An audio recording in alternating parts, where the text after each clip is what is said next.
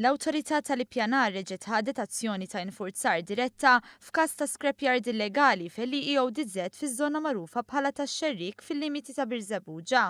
Dan meta l-ħamis filgħodu mhux biss niżel fuq il-post it-tim tal-infurzar tal-istess awtorità, iżda magħhom ingħaqdu wkoll ħaddiema u inġenji tad-Dipartiment tax-Xogħlijiet u l-Infrastruttura kif ukoll dak tat-tindif.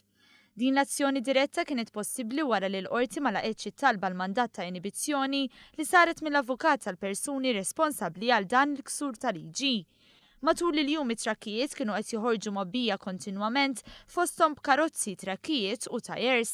Bħal drabi oħra fuq l-istess sit, il-bidu tal-operazzjoni sar fost tensjoni li ma bħala, tant li żewġ qraba ta' sit il-post kienu arrestati wara li saru aggressivi u għeddew uffiċjali tal-awtorità.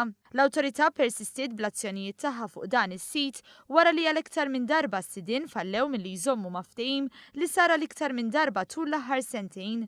Is-sidien kellhom iċ-ċans li jneħħu l-materjal fuq medda ta' sentejn iżda minflok l-iskart kompla jiżdied. L-azzjoni tal-MEPA mistennija tkompli fil-jiem li ġejjin sakemm iż-żona titnaddaf għal kollox anke għaliex is-siti huma lok ta' importanza arkeoloġika.